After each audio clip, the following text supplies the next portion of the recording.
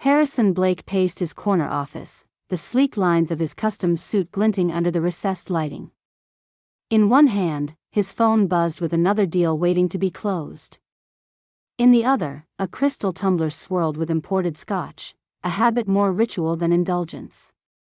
His voice, clipped and commanding, cut through the air as he finalized a multi-million-dollar acquisition. The contractor on the other end stammered slightly, trying to negotiate a delay, but Harrison's tone brooked no argument. "Then find someone who can meet the deadline," he barked, ending the call without waiting for a response.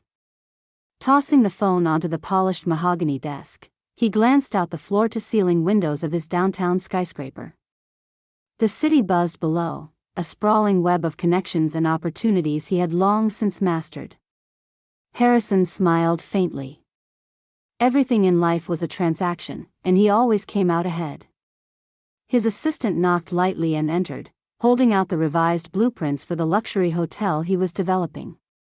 "Mr. Blake, the architect sent these over. There's a delay with the glass panels, shipping issues." Harrison's eyes narrowed as he scanned the documents. "Unacceptable. Tell him to expedite it, or I'll find someone who can." He didn't look up as his assistant nodded and left. The project wasn't just another hotel, it was a symbol of dominance. Every corner, every fixture, screamed opulence. He'd been personally involved in selecting details, ensuring it would cement his reputation as a visionary in the hospitality industry. The thought of anything less than perfection made his jaw tighten. That evening, Harrison swapped his suit for a tuxedo and headed to the city's most exclusive gala. The event was a parade of polished smiles and handshakes, every interaction laced with subtle power plays. Harrison moved through the crowd like a shark in calm waters. When it was his turn to speak, the room fell silent. Harrison took the podium, his presence commanding. "Success," he began, his voice measured and confident, "isn't given, it's earned. It takes grit, vision, and relentless pursuit." He glanced at the sea of faces, most hanging on his every word. "I built my empire from nothing. And I'll tell you this, those who want something for free don't deserve to have it." The crowd erupted in polite applause as Harrison stepped down, shaking hands with a local senator who complimented his speech. "Your story's inspiring," the senator said with a smile that didn't quite reach his eyes. "Pulling yourself up by your bootstraps, it's what this country's all about."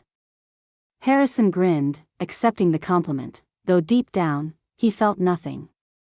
He'd told the story countless times, and while the details were true, they'd been polished to fit a narrative he sold to others, and to himself. Back at his penthouse later that night, the world's noise faded. The space was pristine, all clean lines and muted tones, a stark contrast to the cluttered world outside. He poured himself another drink and settled into his leather chair, staring at his computer screen. The spreadsheets for his restaurant empire reflected steady growth. The Amber Flame, his crowning jewel, was a consistent top performer. Harrison leaned back, letting a rare moment of satisfaction wash over him. But even as he reveled in his success, there was a quiet emptiness in the air. The sprawling penthouse felt too quiet, the silence broken only by the faint hum of the city below. For a brief moment, he thought of something he hadn't in years, a small hand clutching his finger, a giggle that had once filled his heart with something he couldn't quite name. He shook the thought away and returned his focus to the numbers. Success was tangible. Emotions were not. The cafe was bustling with the quiet hum of muted conversations and the occasional clink of silverware on fine china. Harrison Blake sat at a corner table, perfectly composed in his tailored suit, sipping an espresso. Across from him, his brother, Samuel, leaned back casually in his chair, the relaxed posture a stark contrast to Harrison's deliberate precision. Samuel wore an off-the-rack blazer and a wide smile that felt a little too genuine for Harrison's taste. "You know," Samuel said, gesturing to the cafe around them, "this place has character. Not as shiny as one of your spots, but there's something refreshing about it." Harrison's lips tightened almost imperceptibly. Character doesn't pay the bills, Samuel. Quality does. Samuel chuckled, shaking his head. That's you in a nutshell, isn't it? Everything has to be perfect. Polished. You'd probably start barking orders if you owned this place. It's called running a business properly, Harrison replied, his voice cool. You should try it sometime. Samuel's smile faltered but didn't vanish. That's rich coming from someone who hasn't had a real conversation in years. Everything with you is, what's the word? Transactional. Harrison bristled but kept his expression unreadable.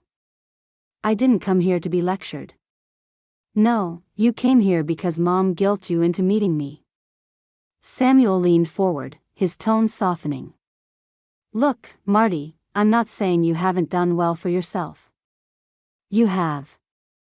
But somewhere along the way, you forgot how to just be. Not every moment is about winning.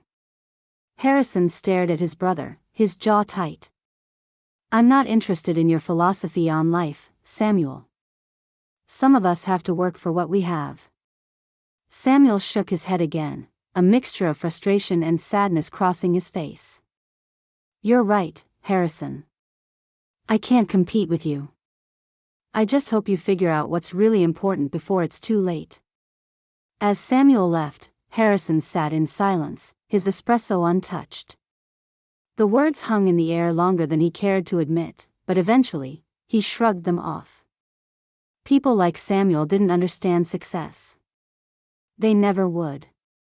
That evening, Harrison sat across from his girlfriend, Julia, at an exclusive restaurant where the waitlist stretched for months.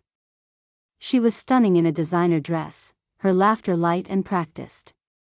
As they shared a bottle of wine, Julia's excitement bubbled over. So, she said, leaning forward, I was thinking, maybe we could go to Santorini next month? Just the two of us. We could rent a villa, unwind for a while. Doesn't that sound amazing? Harrison swirled the wine in his glass, watching the way the light danced on its surface. It's an interesting idea, but I was hoping you'd accompany me to the gala next month instead. Julia blinked, her enthusiasm dimming slightly. The gala? You mean the one for the new hotel launch? Exactly. It's an important event, and having you there would make an impression. You're perfect for the role. She tilted her head, her smile now tinged with confusion. Role? Harrison leaned back, his expression softening in what he thought was charm. You know what I mean. You've got presence. People notice you. It's good for networking. Julia laughed, but the sound was forced. I guess I should be flattered that my presence is so valuable. Harrison didn't catch the edge in her tone. It is. And afterward, we can talk about Santorini. Maybe even next quarter. Julia nodded, her smile returning, but something had shifted. Harrison didn't notice. To him, the conversation had gone exactly as planned. Later that week, Harrison attended a networking event at a private club, the kind of place where the air seemed to hum with quiet power. He was in his element, gliding from conversation to conversation, shaking hands and exchanging knowing smiles. That's when he spotted Anthony Carter, a former business partner turned competitor. The two men had a history that was equal parts mutual respect and quiet rivalry. Harrison, Anthony said, his grin sharp. Still conquering the world, I see. Anthony, Harrison replied smoothly. I could say the same about you. Though last I heard, that downtown project of yours hit a snag. Anthony's grin faltered for a moment before he recovered. Nothing I can't handle. But you know how it is. Challenges keep things interesting. Interesting isn't profitable, Harrison said, his tone dripping with casual superiority. But I'm sure you'll figure it out eventually. Anthony's eyes narrowed, but his smile never wavered. You always were good at playing the long game, Harrison. I'll give you that. And you were always good at playing catch-up, Harrison replied, raising his glass in a mock toast. The exchange was brief, but it set the tone for the rest of the evening. Harrison's interactions with others were laced with the same careful balance of charm and dominance. As the night wore on, he basked in the quiet acknowledgement of his power, the respect and envy of those around him. When he finally returned to his penthouse that night, he felt the familiar rush of satisfaction. He had navigated the evening perfectly, maintained his status, and outmaneuvered an old rival. But as he poured himself a drink and stared out over the city, a strange thought crept in, unbidden. Samuel's words from the cafe echoed faintly, barely more than a whisper. Harrison shook his head, dismissing them as he always did. There was no room for sentimentality in a life like his. Everything he had was earned, and everything else was just noise. Harrison sat alone in the back seat of his car, the city lights streaking past as his driver navigated toward the amber flame. He adjusted his cufflinks, the memory of the restaurant's acquisition playing in his mind like a film he had directed. Years ago, the amber flame had been the crown jewel of the city's culinary scene, an untouchable bastion of elegance. Harrison, still climbing the ladder of success, had walked past its grand doors countless times, imagining the day it would belong to him. At the time, the owner, a stubborn old man named Charles Beaumont, had dismissed Harrison's offers outright. The restaurant wasn't just a business, it was Charles's legacy. Harrison didn't take no for an answer. For years, he worked relentlessly, building his empire and expanding his influence. Every step forward brought him closer to his goal. When Charles finally began to falter, age and declining health forcing him to consider retirement, Harrison was ready. He didn't just make an offer, he made the offer. One that not even Charles, with all his sentimentality, could refuse. The day the deal closed, Harrison had stood in the restaurant's dining room, taking in the grand chandeliers, the gleaming silverware, and the hushed murmur of patrons enjoying their meals. This was no longer Charles's legacy. It was his. He'd made sure to keep the name, it carried weight, but everything else had changed under his exacting direction. Now, as Harrison stepped out of the car and into the restaurant's opulent foyer, he felt the same surge of pride he had that first day.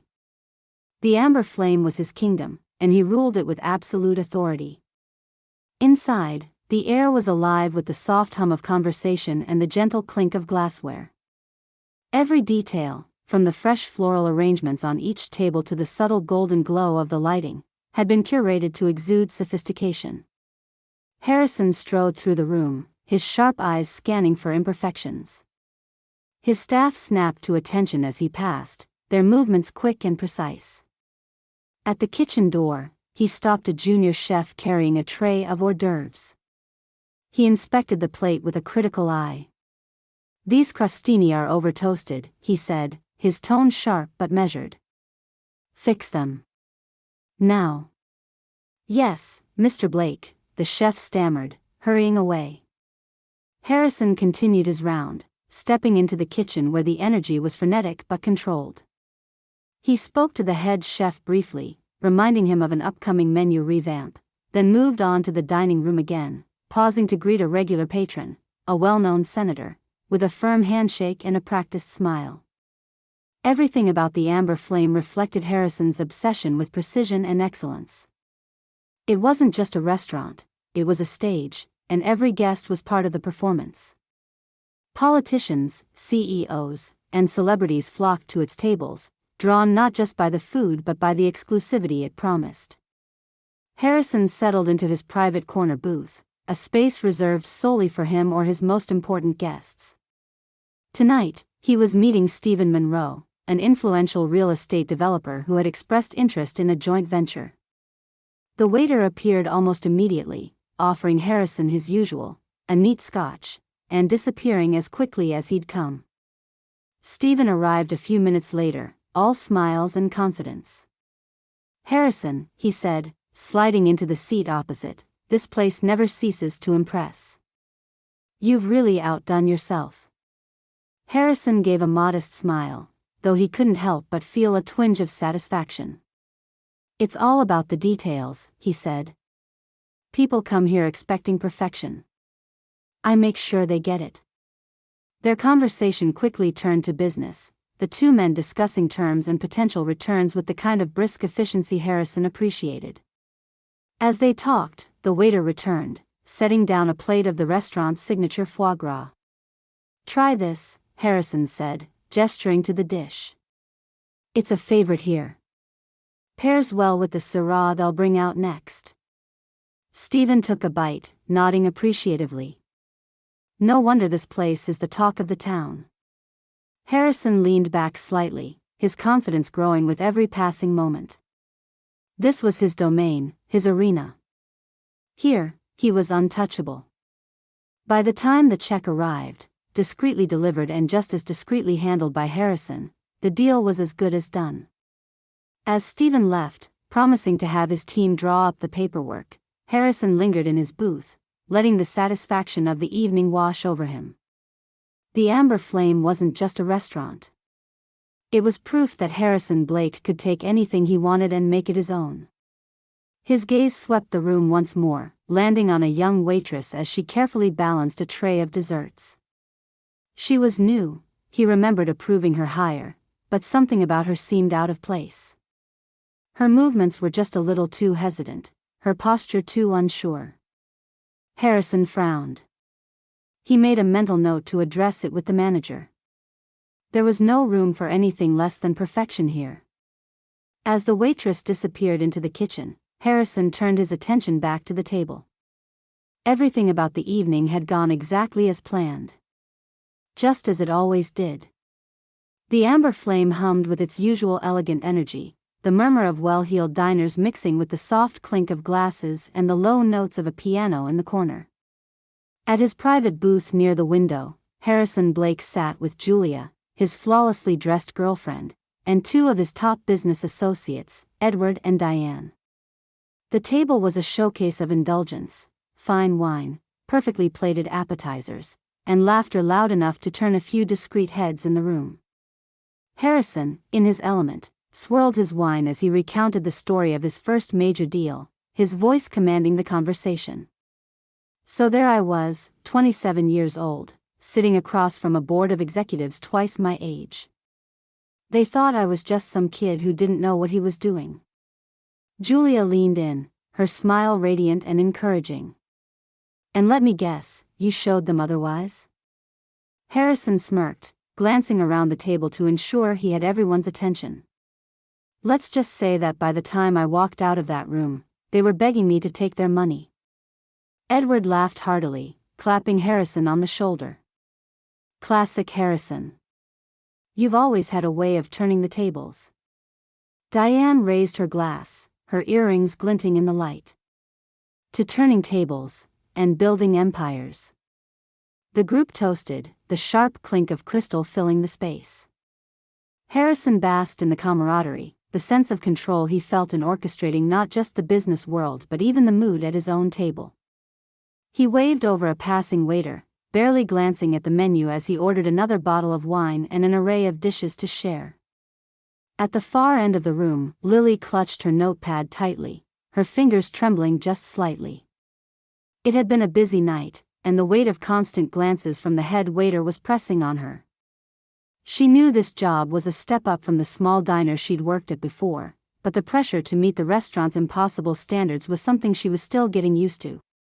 When the order came through for Harrison's table, she felt her stomach drop. Everyone on staff knew who he was. Harrison Blake wasn't just the owner of the Amber Flame, he was its unofficial king. Every plate, every detail, had to be perfect when it came to him. She adjusted her apron and took a deep breath, determined not to mess this up.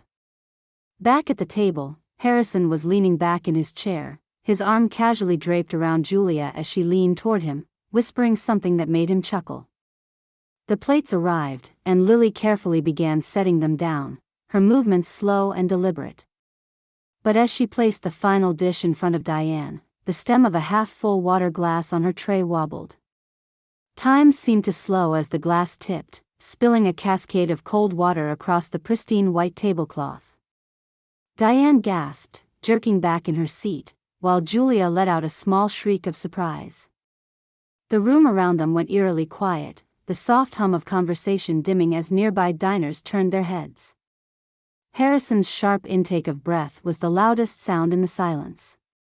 He stared at the spreading water stain as if it were a personal affront, then slowly lifted his eyes to Lily, who stood frozen, her cheeks flushed with embarrassment. "Are you serious?" Harrison's voice was low but cutting, each word carrying a weight that made Lily's stomach drop. "This is the level of competence we're dealing with?" I am so sorry," Lily stammered, reaching for a napkin to mop up the spill. Her hands trembled as she worked, her vision blurring slightly with tears she refused to let fall. Harrison didn't let up, leaning back in his chair and gesturing toward her as if to make her the punchline of a joke. "Tell me, do they not train you, or is this just natural talent?" Edward laughed, his deep voice echoing through the suddenly too quiet room. Diane managed a polite chuckle, while Julia gave an almost apologetic look before smirking in solidarity with Harrison. Lily felt the heat of humiliation creep up her neck, but she kept her head down, focusing on the tablecloth. Her ears buzzed with the sound of Harrison's guests laughing, the weight of their judgment pressing down on her chest. As the head waiter rushed over to assist, Harrison waved him off, still focused on Lily. "I've seen clowns with better coordination," he quipped, earning another round of laughter from his table. The corners of his mouth curled into a self-satisfied smile, and he raised his glass, taking a long sip of wine as if to punctuate his superiority. Lily muttered another apology and retreated to the kitchen as quickly as she could, her face burning with shame. She could feel the eyes of other diners on her back, their curiosity and pity adding to the crushing weight of the moment. Once she was behind the kitchen doors, she exhaled shakily, gripping the edge of the counter for support. Back at the table, Harrison's guests had moved on, their conversation returning to light-hearted banter about the upcoming gala and mutual acquaintances. Julia leaned in again, her voice low but playful. "You really didn't have to go that hard on her." Harrison shrugged, his smile faint but unapologetic. "If she can't handle a little pressure, she's in the wrong business." The group laughed again, and Harrison felt a familiar satisfaction settle over him. The evening, minor hiccup aside, was exactly as he'd intended, loud, indulgent, and entirely on his terms. As far as he was concerned, the spilled water was just another moment to showcase his control. Little did he know, the night's events had already set something far greater in motion, something he couldn't control even if he tried. The evening had settled back into its rhythmic hum. Harrison, flushed with the wine and the glow of admiration from his guests, leaned back in his chair, recounting yet another story about a deal only he could have pulled off. His words flowed effortlessly, the kind of confidence born from knowing you controlled the room. Lily approached the table carefully, her tray balanced with precision. She had double-checked every plate this time, ensuring there wouldn't be a repeat of her earlier misstep. Her hands trembled slightly as she set down a dish in front of Julia, then moved to collect the empty plates from Harrison's side.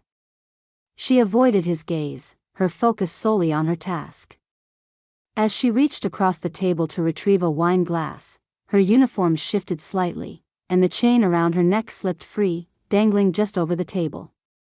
At the end of the chain was a delicate gold locket, its intricate design catching the warm glow of the overhead lights. Harrison's words faltered mid-sentence, his voice trailing off into silence. His sharp eyes locked onto the locket, his breath catching in his throat. The sound of laughter and conversation around the table faded into the background, the world narrowing to that small, familiar piece of jewelry. His chest tightened, a wave of emotions surging through him so quickly he couldn't name them all: shock, confusion, anger, disbelief. "Where did you get that?" he demanded suddenly, his voice cutting through the ambient noise like a whip. The force of his words startled Lily, her hand freezing mid-motion as she turned to face him. I'm sorry," she stammered, blinking at him in confusion.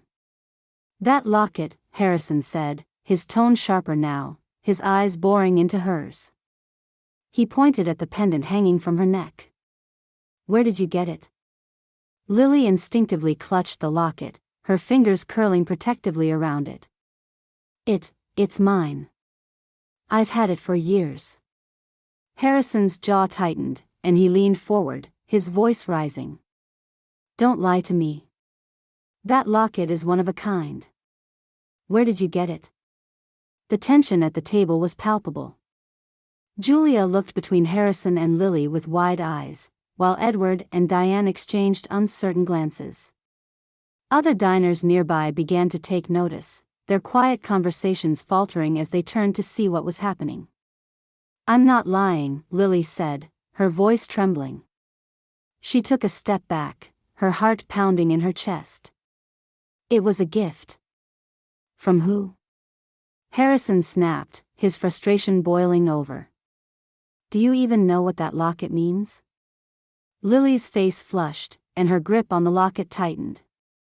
I don't have to explain anything to you, she said, her voice barely above a whisper.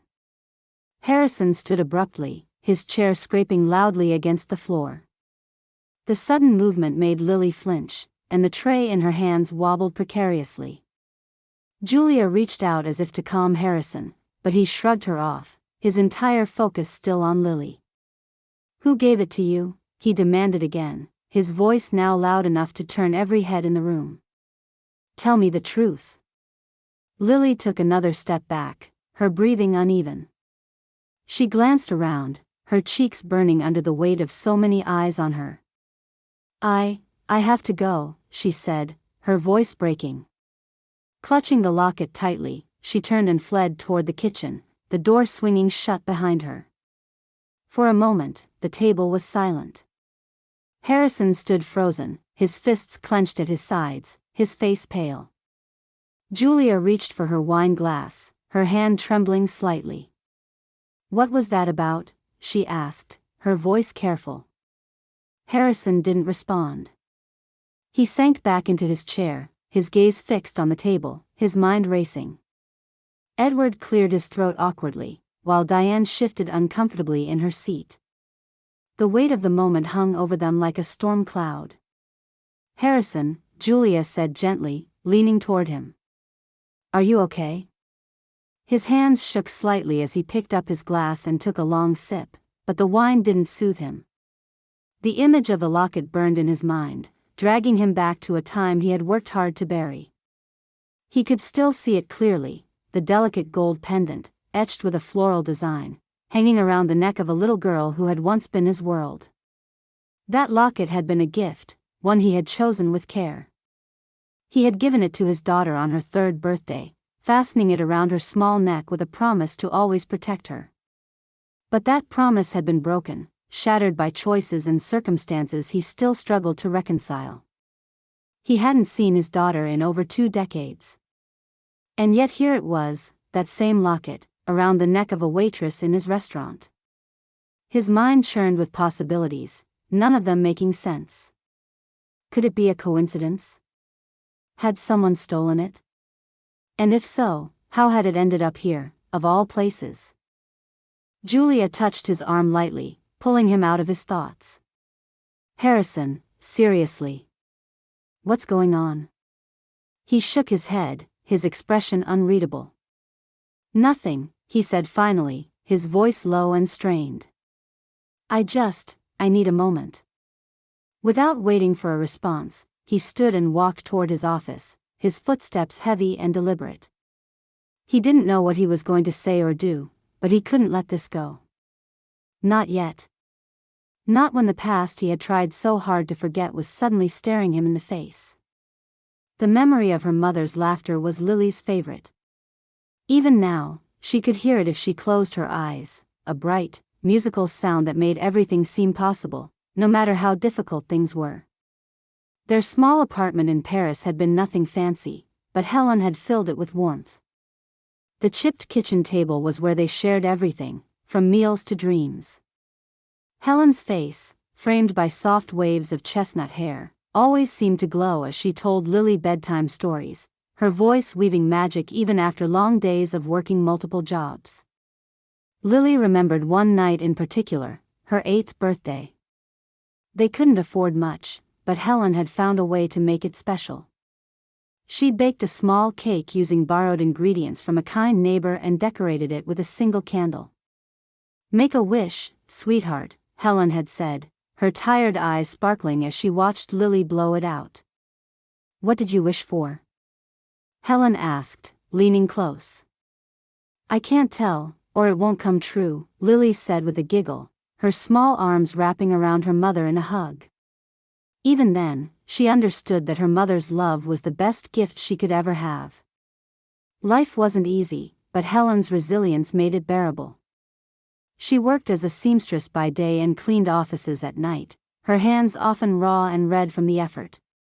Lily would sit quietly in the evenings, watching her mother sew intricate patterns onto dresses for women who lived lives Helen could only imagine. Lily's favorite part was when Helen would hum as she worked, the soft melody a soothing backdrop to the whir of the sewing machine. Whenever Lily felt discouraged, Helen found a way to lift her spirits. During one particularly tough winter, when their apartment was drafty and the heating barely worked, Helen transformed their struggles into an adventure. She built a fort out of blankets in the living room and told Lily it was a castle. They huddled inside, drinking hot tea from mismatched cups, and Helen spun stories about brave queens and daring explorers. "Never forget," Helen would say, her hands warm around Lily's, "you're stronger than anything life throws at you." As Lily grew older, she began to notice the toll life was taking on her mother. The dark circles under Helen's eyes became permanent, and her laughter, though still beautiful, grew less frequent. But Helen never complained. She celebrated small victories, like finding a sale on bread or getting a good deal at the market, treating them as though they were grand triumphs. Their life abroad was a patchwork of experiences, stitched together by Helen's determination. They moved often, chasing better opportunities, but no matter where they went, Helen always found a way to make their new place feel like home. Lily learned to adapt quickly, her mother's optimism rubbing off on her even in the hardest times. The heartbreak came swiftly and without warning. Lily was 17 when her mother was diagnosed with cancer. The months that followed were a blur of hospital visits, whispered prayers, and endless tears. Helen faced it all with the same quiet courage she had shown her whole life, reassuring Lily even as her strength faded. One evening, as they sat together in the hospital room, Helen pressed a kiss to Lily's forehead.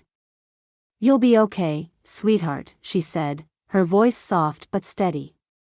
"You're my greatest accomplishment, and I know you'll do amazing things." Lily clung to those words as Helen's condition worsened. When the end came, it left Lily feeling hollow, as though the light in her life had been extinguished.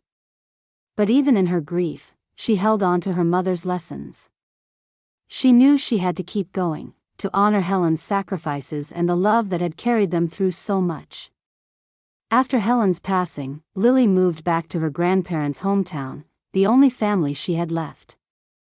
They welcomed her with open arms, their small house offering a semblance of stability as she tried to rebuild her life. Her grandparents were kind but lived modestly, their means limited by years of hard work and little reward. Determined to support herself and pursue her dream of going to college, Lily began searching for a job. When she saw the posting for a server position at the Amber Flame, she hesitated. The restaurant's reputation for excellence intimidated her, but she knew it was an opportunity she couldn't pass up. She borrowed her grandmother's blazer for the interview and did her best to appear confident, even though her nerves were nearly overwhelming. To her surprise, she got the job. Working at the Amber Flame was a far cry from the small diners and cafes she was used to, but Lily threw herself into it, determined to prove she could keep up. The work was grueling, the standards impossibly high, but she reminded herself of her mother's words, "You're stronger than anything life throws at you." Each shift was a test of endurance, but Lily found small moments of pride in her progress. She learned the menu inside and out, memorized the quirks of regular patrons, and worked tirelessly to perfect her timing and composure. She often stayed late, cleaning tables and double-checking her work, knowing that her effort would bring her closer to her goals.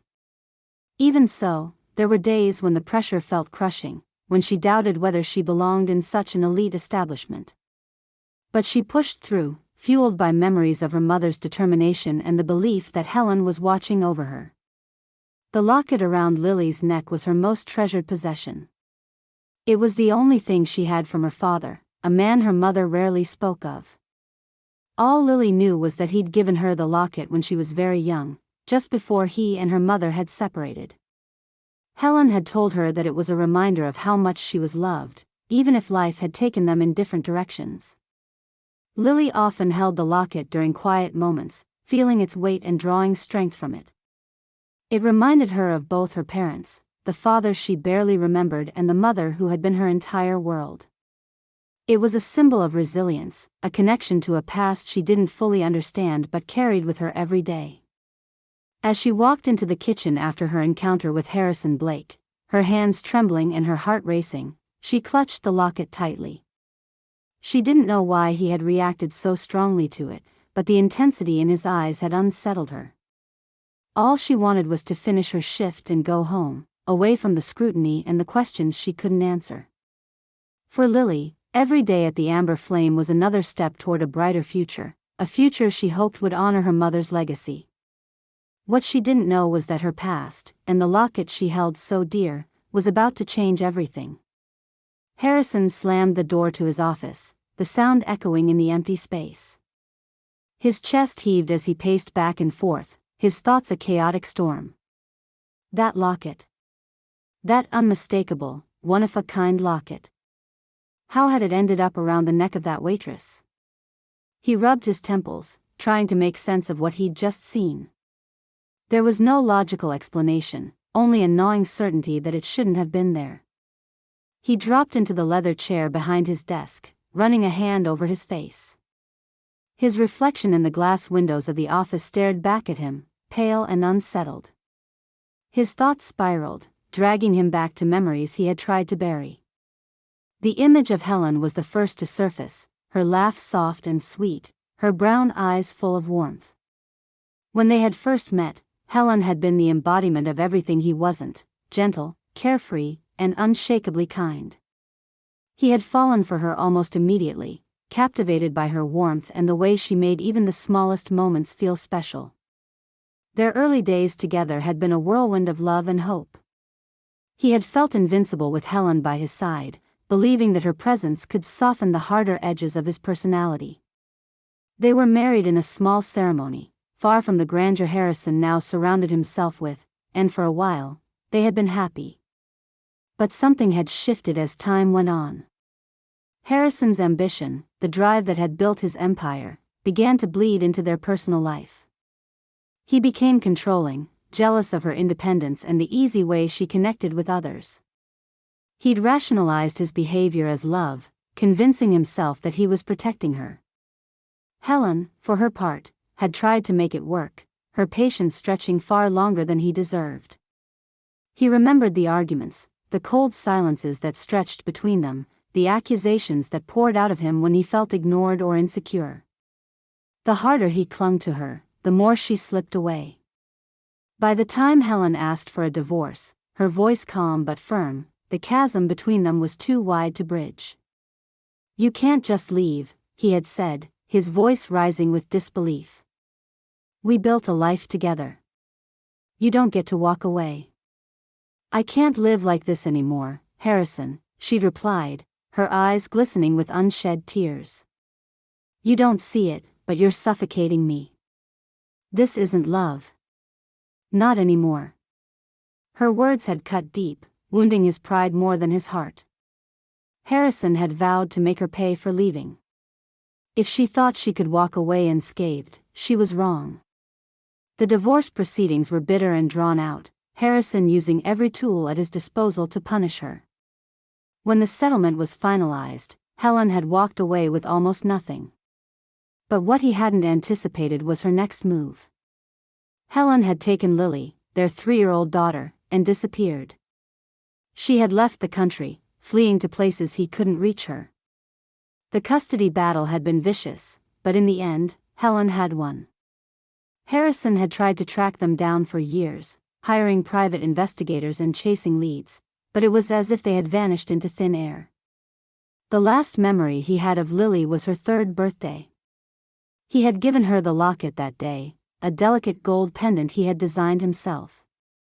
He remembered kneeling in front of her, clasping it around her tiny neck, and telling her it was a symbol of how much he loved her. She had smiled, her eyes bright, and thrown her arms around his neck in a hug. That moment had stayed with him, frozen in time, even as everything else fell apart. Now, decades later, that same locket had reappeared in the most improbable of places. Harrison clenched his fists, his mind racing. Lily was gone. She had been gone for years. The only explanation was that the locket had been stolen, sold, or somehow ended up in the hands of this waitress. It was a betrayal of everything it had represented, a reminder of the daughter he had lost and the family he had destroyed. He stood abruptly, his chair scraping against the floor. His anger boiled over, a toxic mix of frustration, guilt, and grief. He couldn't let this go unanswered. He had to confront her, to demand an explanation. His chest tightened as he thought of Lily, her small voice echoing in his mind. "Daddy, I love it. It's so pretty." The weight of his regret bore down on him, but he pushed it aside. Regret wasn't productive. Answers were. He strode to the window, staring out at the city lights below. Somewhere in the chaos of his emotions, a faint hope flickered, a desperate, irrational thought that maybe, just maybe, there was more to this than he understood. But hope was dangerous. It led to weakness, and Harrison couldn't afford that now. He turned away from the window, his jaw set. The kitchen was alive with its usual chaos, pots clanging, voices shouting orders, and the sharp hiss of steam.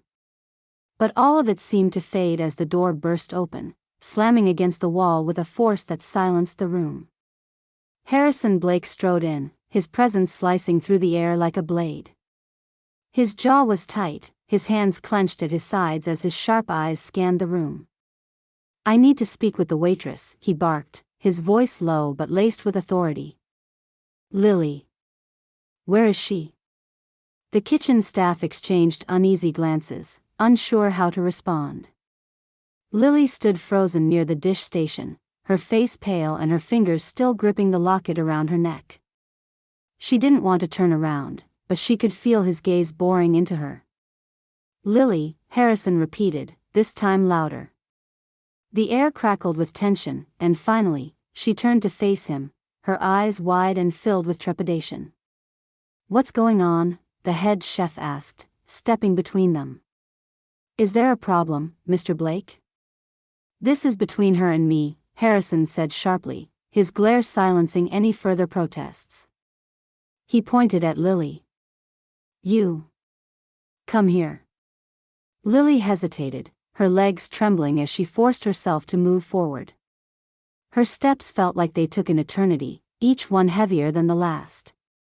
When she stopped in front of him, her gaze dropped to the floor, unable to meet his piercing stare. "Where did you get that locket?" Harrison demanded, his voice low but simmering with anger. He pointed to the pendant still clutched in her hand. "Tell me the truth." Lily blinked rapidly, the tension in her chest making it hard to breathe. I didn't steal it," she said, her voice barely audible. "It's mine." "Yours?" Harrison repeated, his tone incredulous. He took a step closer, looming over her. "Don't lie to me. That locket is unique. I designed it. It belonged to someone very important to me. So I'll ask again, where did you get it?" Tears welled in Lily's eyes, her emotions threatening to spill over. The pressure of the confrontation, combined with the weight of her day, was too much to bear. "I'm not lying," she said, her voice breaking. "It was a gift, from my father." Harrison froze, his breath catching in his throat. Her words echoed in his mind, jarring loose memories he had spent years trying to suppress. He stared at her, his anger momentarily giving way to confusion. Your father? He asked, his voice softer but still tense. Who is he? I don't know, Lily said, her tears finally spilling over. She wiped at her face with trembling hands, her voice raw with emotion. I never met him. My mom, she never talked about him. All I know is that he gave me this locket when I was little. Harrison felt the air leave his lungs as he stared at her, the pieces of the puzzle clicking into place with excruciating clarity. Her face, her voice, even the way she held herself, it was all so familiar. He saw traces of Helen in her, but more than that, he saw himself. The realization hit him with the force of a freight train, leaving him momentarily unable to speak. Lily continued, her voice shaking as she recounted her story. My mom raised me on her own. We moved a lot, different countries, different cities. She worked so hard to give me a good life, even when things were tough. She passed away last year, and I came here to live near my grandparents. Her words hung in the air, each one a weight pressing on Harrison's chest. The guilt he had buried for years clawed its way to the surface, overwhelming him. He thought of Helen, her quiet strength and resilience, and how he had stripped her of everything in his blind pursuit of control. He thought of Lily, the little girl he had once loved more than anything, and the years he had missed because of his own stubborn pride. Harrison's demeanor softened as he looked at Lily, truly looked at her. The tears streaming down her face, the tremble in her voice, it was all too much. He felt his knees weaken, the anger that had propelled him into the kitchen dissolving into something far more painful. Lily, he said, his voice barely above a whisper. Her name felt foreign and familiar all at once, like something precious he had lost and just found again. Lily, look at me. She hesitated, but slowly, she lifted her gaze to meet his. For a moment, neither of them spoke, the weight of the moment too heavy for words. Harrison saw it then, the undeniable truth staring back at him. She was his daughter. The realization was both a gift and a curse, flooding him with regret and a desperate need to make amends. Oh my God, he whispered, his voice breaking. What have I done? Harrison's voice was soft, almost tentative, as he spoke. What's your full name? His hands trembled at his sides, and his chest tightened with the weight of everything he feared he was about to confirm. Lily hesitated, her tears still falling in slow, silent streaks down her cheeks. Lily, she said, her voice fragile but steady. Lily Miller. Harrison's breath caught, the air in the room seeming to vanish. Miller. Helen's maiden name. He felt the floor tilt beneath him as his worst fear and deepest hope collided in a single, shattering moment. He reached into his jacket pocket, fumbling with shaking hands. From the worn leather of his wallet, he pulled out a photograph. It was faded and creased from years of being carried around, but the image was still clear. A little girl, no older than 3, stared back at him with bright eyes and a mischievous smile. Around her small neck hung the very same locket. Look, he said, his voice breaking as he held the photo out to her. Is this you? Lily's eyes widened, her trembling fingers reaching for the picture. Her breath hitched as she looked at it, her tears falling faster now. The girl in the photo was undeniably her. She had seen pictures of herself as a child, but never this one. She turned the image over in her hand, struggling to form words. That's me, she whispered, her voice barely audible. That's me, but I've never seen this picture before. Harrison nodded, his throat too tight to speak. His vision blurred with tears he refused to blink away, his emotions overwhelming him. He took a step closer, his voice hoarse as he said, I gave you that locket. On your 3rd birthday. Lily's knees nearly buckled as the words sank in. She clutched the photograph to her chest, her mind racing. You're my father, she asked, the words trembling on her lips. She looked up at him, her face a mixture of disbelief, confusion, and raw emotion. Yes, Harrison said, his voice breaking. Lily, I'm your father. The room seemed to spin around her. The man who had stormed into the kitchen, full of anger and accusations, was now standing before her with tears in his eyes, claiming to be the father she had never known. The weight of the moment pressed on her chest, and she struggled to breathe through the flood of emotions crashing over her. I didn't know, she said, shaking her head as if trying to make sense of it all. I didn't know you were here. I didn't know anything about you. Mom she never told me much. Harrison's heart ached at her words. He stepped closer, his voice pleading. I didn't know where you were. I searched for you, Lily. For years. But your mother, he paused, his voice heavy with regret. I made mistakes. I let my anger drive her away. I thought I was protecting you, but all I did was lose you. Lily's shoulders shook as she began to sob, the photograph slipping from her hands onto the floor. Harrison didn't hesitate. He closed the space between them and wrapped her in his arms, pulling her into a hug that felt decades overdue. She resisted for only a moment before melting into his embrace, her hands clutching his jacket as they both cried. I'm so sorry, Harrison said, his voice choked with emotion. I'm so sorry for everything. For not being there, for not finding you sooner. I failed you. Lily's voice was muffled against his chest, but it carried a lifetime of pain and longing. I didn't think I'd ever have a father. I thought you didn't want me. Harrison's heart broke at her words, and he tightened his hold on her. I wanted you more than anything. Losing you, it was the worst thing that ever happened to me. And I promise, I'll never let you go again. They stood there in the middle of the kitchen, holding on to each other as years of hurt and separation melted away. The staff watched from a respectful distance, their expressions soft with quiet understanding. Even the head chef, usually gruff and unbothered, wiped at his eyes with the corner of his apron. When they finally pulled apart, Harrison looked at her with a newfound determination.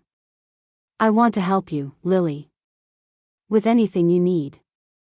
Your dreams, your future. Whatever it is, I'll make it happen. Lily hesitated, the weight of his offer settling over her. For so long, she had carried the burden of making it on her own. Accepting help felt foreign, but the sincerity in his voice was undeniable. I just want to go to college, she said softly. That's all I've ever wanted. To make Mom proud. Harrison smiled through his tears, a warmth spreading in his chest. We'll make it happen. Together. Later that evening, the two of them sat at one of the restaurant's private dining tables, joined by Lily's grandparents, who had rushed over as soon as they heard the news. The table was set with simple, comforting dishes, not the usual extravagant fare of the Amber Flame. The atmosphere was warm and intimate, filled with laughter and stories. Lily listened as her grandparents shared memories of her mother, their voices full of affection and pride. Harrison chimed in with his own stories, carefully treading the line between nostalgia and regret. For the first time in years, he felt a sense of belonging, of family, that he had thought was lost to him forever.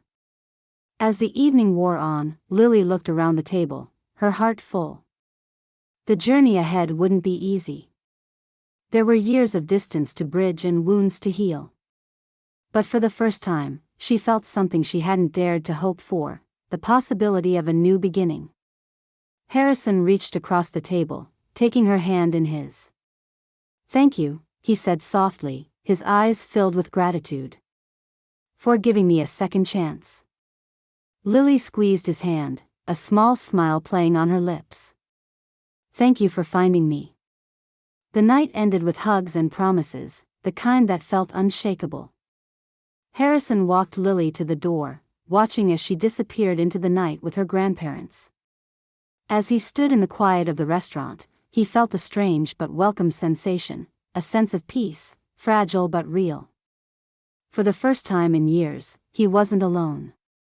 He had found his daughter, and with her, a chance to rebuild everything he had lost. Together, they would create something new, something worth holding on to.